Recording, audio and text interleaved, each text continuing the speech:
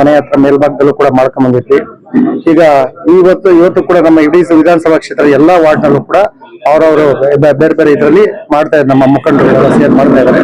ನಾವು ಕೂಡ ನಮ್ಮ ಲಕ್ಷ್ಮೀದೇವಿನಗರ ವಾರ್ಡ್ ಮತ್ತೆ ಪೀಣ್ಯ ವಾರ್ಡ್ ಭಾಗದಿಂದ ನಮ್ಮ ಎಲ್ಲ ಬ್ಲಾಕ್ ವಾರ್ಡಾಧ್ಯಕ್ಷರು ಎಲ್ಲ ನಮ್ಮ ಮುಖಂಡರು ಕಾರ್ಯಕರ್ತರೆಲ್ಲ ಸೇರಿ ನಾವು ನಮ್ಮ ಸಾಹೇಬರು ಗೌರವಪೂರ್ವಕವಾಗಿ ಒಂದು ಇವತ್ತು ಕೇಕ್ ಅನ್ನ ಕಟ್ ಮಾಡಿಸಿ ಅವ್ರಿಗೆ ಗೌರವ ಸಲ್ಲಿಸ್ತಾ ಇದ್ವಿ. ಮುಂದಿನ ದಿನಗಳಲ್ಲಿ ನಮ್ಮ ಡಿ.ಕೆ. ಸುರೇಶ್ ಸಾಹೇಬರು ಅಭಿವೃದ್ಧಿ ಅಧಿಕಾರರು, ಹೋರಾಟಗಾರರು, ಬಡವರ ಬಂಧು, ಅವ್ರ ಬಗ್ಗೆ ಹೇಳಂಗೆ ಇಲ್ಲ. ಯಾವುದೇ ಒಂದು ವಿಚಾರಗಳೇ ಆಗಲಿ ಬಂದು ಪಾಪ ಅವರು ಕಷ್ಟ ಸುಖ ಅಂತ ಬಂದು ಸ್ಪಂದಿಸಿ ಕಾರ್ಯಕರ್ತರಿಗೆ ಎಲ್ಲ ಬಂದು ಸ್ಪಂದಿಸಿ ಕೆಲಸ ಮಾಡ್ತಾ ಇದ್ದಾರೆ. ಅವ್ರಿಗೆ ದೇವರು ಆಯುಸ್ಸು ಆರೋಗ್ಯ ಒಳ್ಳೆ ಮುಂದಿನ ದಿನಗಳಲ್ಲಿ ಅಧಿಕಾರ ಕೊಡ್ಲಿ ಅಂತ. ಆದ್ರೆ ನಮ್ ಒಂದು ನೋವು ಏನು ಅಂತಂದ್ರೆ ಇಂತ ಗೆಲ್ಲಂತ ಕುದುರೆನ ಇವತ್ತು ಮೂಲೆ ಕೂರಿಸ್ಬಿಟ್ಟು ಯಾವ್ದೋ ಹೇಳ್ತಾರಲ್ಲ ಗಾದೆ, ನಮ್ಮ ಹಳ್ಳಿಗಾಡಿನ ಪ್ರದೇಶದಲ್ಲಿ ಹೇಳ್ತಾರೆ, ದುಡಿಯ ಯತ್ನ ಆಚೆ ಕಟ್ಟಿ ಕಳ್ಳೆತ್ತ ಒಳಗ್ ಕಟ್ಕೊಂಡ್ರು ಅಂತ ಪರಿಸ್ಥಿತಿ ಇವತ್ತು ನಮ್ಮ ಲೋಕಸಭಾ ಕ್ಷೇತ್ರದ ವ್ಯಾಪ್ತಿಯಿಂದ ಆಗಿದೆ. ಅದು ಬಹಳ ನೋವಿನ ಸಂಗತಿ.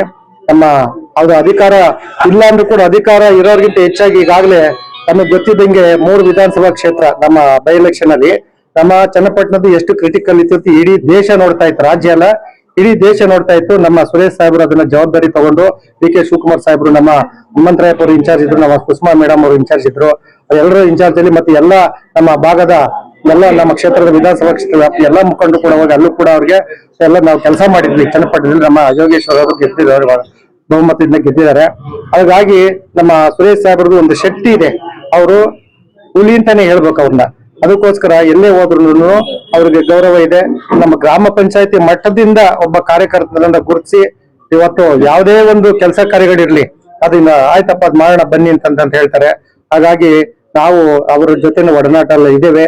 ಅವ್ರಿಗೆ ಗೌರವ ಸಲ್ಲಿಸ್ತಾರೆ. ಎಲ್ಲ ನಮ್ಮ ರಾಜರಾಜ್ ವಿಧಾನಸಭಾ ಕ್ಷೇತ್ರದ ವ್ಯಾಪ್ತಿಯಲ್ಲಿ ಮತ್ತೆ ನಮ್ಮ ಲಕ್ಷ್ಮೀದೇವನ ವಾರ್ಡ್ನ ಎಲ್ಲ ಮುಖಂಡರು ಮತ್ತೆ ನಮ್ಮ ಎಲ್ಲ ಮಹಿಳಾ ಮುಖಂಡರುಗಳು ಎಲ್ಲ ಕಾರ್ಯಕರ್ತರ ಪರವಾಗಿ ಅವರಿಗೆ ತುಂಬು ಹೃದಯದ ಧನ್ಯವಾದಗಳು ಅರ್ಪಿಸಿ ಅವರಿಗೆ ಶುಭವನ್ನು ಹಾರೈಸ್ತಾ ಇದ್ದೀವಿ.